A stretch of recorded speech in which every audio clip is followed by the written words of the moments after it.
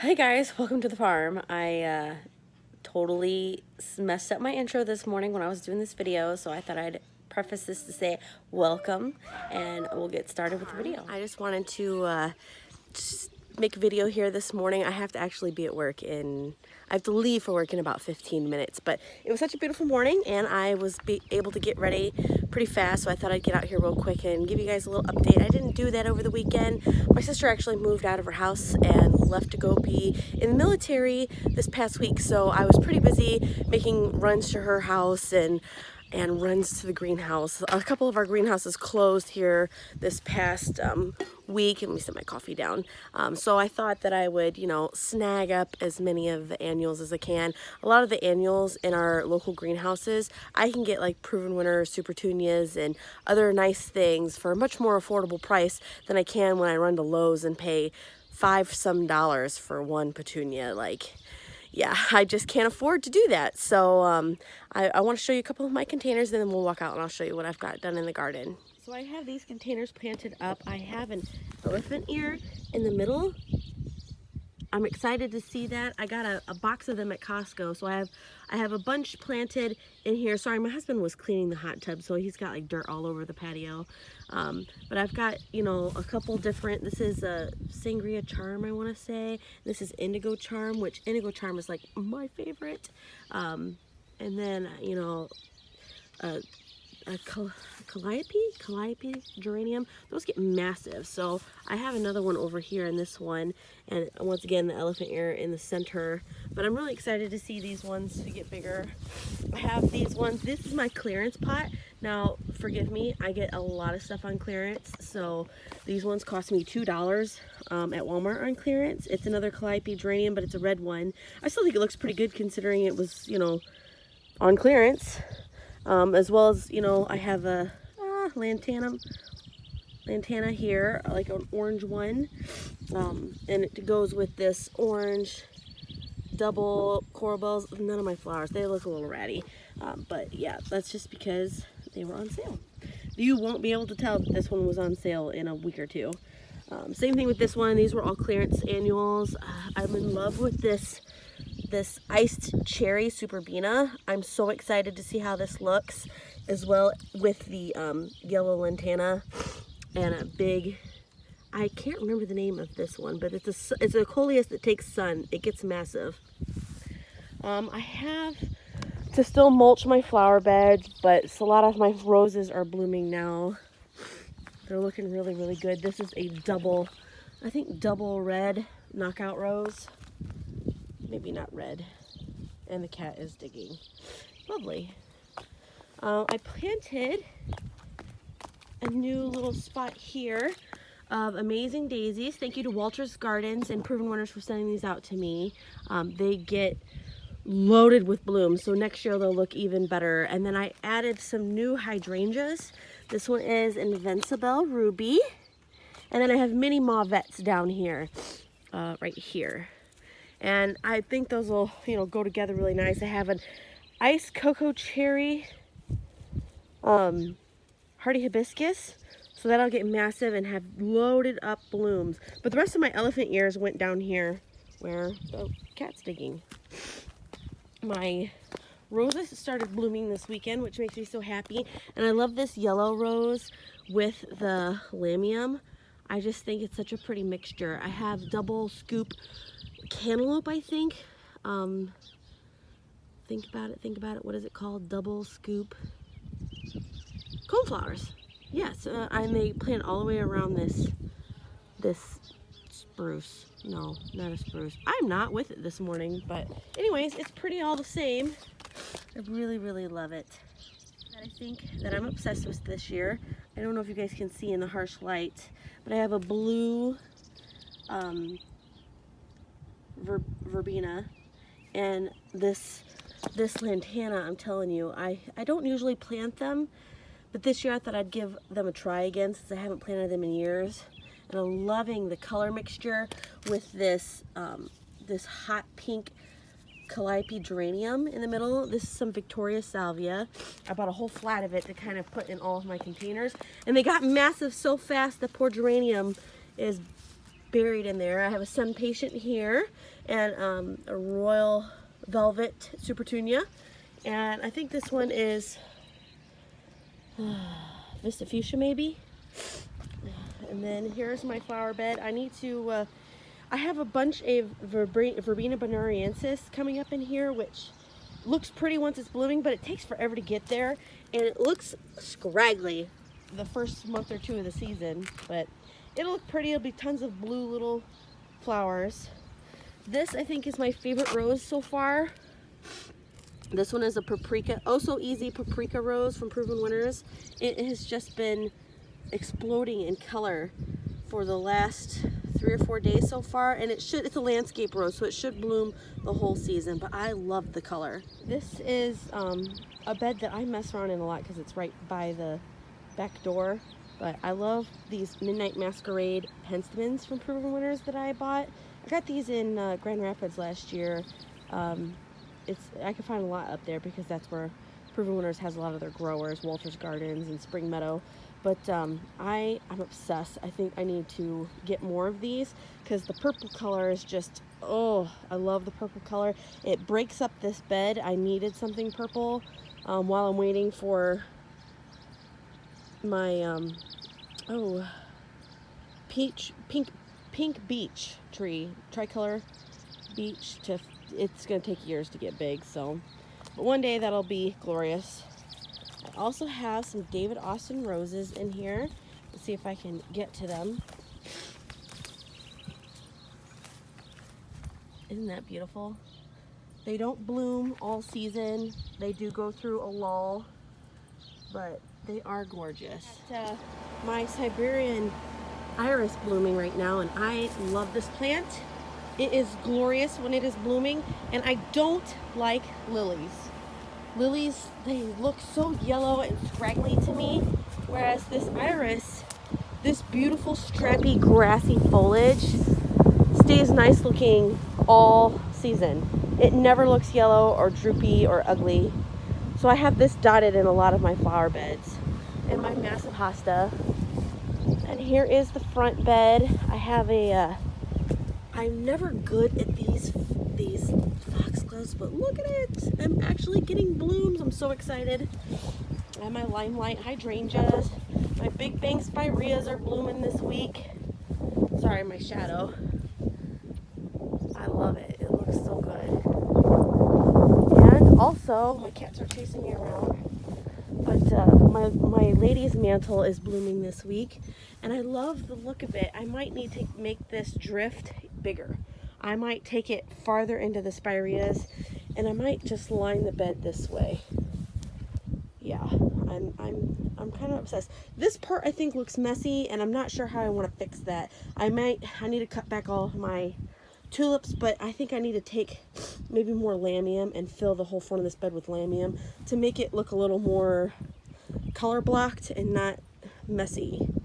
Yeah, that's hard for me to do. I kind of have a tendency to buy one of everything. This is my side bed. I finally started cleaning this out this weekend, but looks like my Sambuca is blooming. Oh my gosh. Black Lace Elderberry. There it is. I should not do videos this early in the morning, but yes, I'm excited. It's finally blooming. My irises just went out of bloom. I need to cut them back, or at least the stalks need to be cut back. And then this is just a spot. I'm waiting for this Limelight Hydrangea to get big and for the Wine and Roses Weigela to get big. I have two of them flanking the front of this Limelight. But look at this combo. Oh, it's just, it makes my heart so happy. This is a Teasing Georgia Climbing Rose, which I want to eventually put a window right here and put an arbor up over it with Teasing Georgia. But of course the plant came first. The plants will come later. But this is a mock orange, and I love this color combo. Oh, it's so pretty. And look at that rose. I have some dahlias planted here in this blank spot, and I have one more peony that's trying to go for it. This is all phlox that I cannot, it's like a rogue, it won't go away. This is a sweet fragrance rose from Easy Elegance rose. I got it from Lowe's a couple years ago, and I love it. It blooms all season with these big fluffy blooms, and it is a massive rose. So this is just traditional Penstemon, perennial Penstemon, and I really like it, but it just, I like the lighter color blooms than the Midnight Masquerade, but the Midnight Masquerade is much redder in foliage color. So then I have a clematis here that is trying to keep up with things. It got ripped out earlier this season when we painted. And then I have my hanging baskets, which look so pretty. I love this Holy Smokes Calibracoa. It's just so, it's colorful but not too eye distracting. And then of course the whiteout Verbena. Okay, forgive me, I need to mulch this bed and finish cutting out the lilies, but anyways, I thought I'd show you my Lady Gardener rose. It was prettier yesterday. Once it opens up so much, I don't like seeing the inside of the rose. It's not as pretty, but it's an okay rose. It's not my favorite. I thought I'd love it more, and I don't. And I thought I would not like this rose, but this one's actually one of my favorites. This is a Litchfield Angel, and its color is the perfect peachy hue. It is just gorgeous, and they smell really like this one. Oh, it smells so good. And on my son's water gun. Lovely. Really busy weekend this past, really busy week this past week. I don't know if you guys follow me on Instagram or Facebook, but we had a building put in. So like I had a crew here most of the week putting in this here, I'll show you. This is our new pole barn. So, I mean, you can see they're still not quite done. I mean, the building's done, but they've still got to come back today. But we're so excited to have the building done, but it's just been, it's been a long week, and now my yard needs tons and tons of cleanup. But here is the vegetable garden.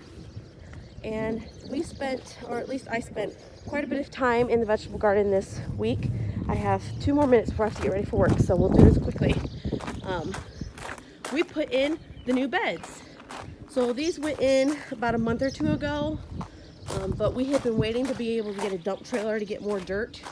And I still have to put landscape fabric down, kill all the weeds, and put more rock down. So the rock will go all the way up to the wall. But for now, this is how far we've gotten. I put some petunias on the end here and over there. And then I'm gonna go down the center of each bed with some tomatoes. Now this bed I did 2 rows. I think in the other beds I'm gonna only be able to get a single row of tomatoes in, because if you can tell, like right here, I have summer squash and zucchini on the ends to kind of hang over the sides. I don't know how smart that was. We'll see. I might have to keep them trimmed because they get massive, but I kind of didn't plan out a good spot for them. So I think I'm just gonna do a center row of tomatoes, and on each side do a zucchini or a summer squash. Yeah, I'll let you know how it goes. But I did plant mammoth sunflowers. I might try to pop a picture up on the screen. I planted mammoth sunflowers at the end of each one of these beds. So there'll be sunflowers up, you know, the whole side, and they get huge. I mean, huge and tall. Then I've got some pepper plants here at the end, and some cucumbers that'll trail and go this way into the gravel when it is gravel. These are my Fire Away peppers. I got them from Proven Winners. I ordered them from seed. They're the first year for them, but they're supposed to be, I was afraid I wasn't doing well starting them from seed, but then in the last month they've really taken off, so I'm excited to see how they do. I have 3 of them. And then these are zucchini, and then I will plant more tomatoes, but they're not quite ready. So yep, this is the garden. I still have some cabbages going. They never really got to the point where they wanted to start heading up. I don't know how they'll do the rest of the summer. We don't get super hot here in northern Indiana, but we'll see. My kohlrabi, I noticed this weekend, it's my first year to grow kohlrabi. It's starting to finally form a little apple. I'm so excited. And then there's all my tomatoes. Now, something to tell you guys, I have so many tomatoes and I don't have a lot of time. So what I try to do is take a couple minutes every morning before work, and I'll just walk through here and try to catch a sucker, like right here. Can you see that? Right here in the armpit of the tomato. I try to just get these when I can. You know, you can't always catch them. Like right here is another one. Right there. And you just try to keep up with it. If I let him go and only did it once a week, I think I would, you know, be in massive trouble. But since I'm trying to do it a little bit here and there, right there, I'm just trying to keep up with them and pinch them off when they're small. That way they don't get crazy. Here's the rest of my tomatoes. I will tell you, this right here is a patch of garden gem tomatoes for proven winners. I thought I would love them, but something that they do that none of my other tomatoes I'm really having a problem with is they split they're almost impossible to single stock them. So like here is a Beefmaster, and this one I guess kind of split on me right here, which I think this is the only one I've had that problem with, where it's got a fork, two main stalks. Most of the other ones have been very easy. This is a Brandywine, to keep them as a single stalk going all the way up. This one's got a single stalk going all the way up. But every single one of these garden gems have a very distinct fork right here. And I have no idea which one's the leader. And I have been checking these things almost every day. You see, this one has a fork as well. So I don't know what I'm going to do. They're going to be almost impossible to single stem. I might have to try really hard to keep them from, you know, maybe tie both of them up and to keep them from forking anymore. I did on one attempt to cut. So I cut one of the forks out on one of these plants just to get an idea if it was even possible, to see how it would do. It should do okay, but let me know if you guys have anything you do specifically for a tomato that forks off like that. So, all right. Well, you guys have a lovely day, and we'll catch you later. Thank you for stopping by the farm.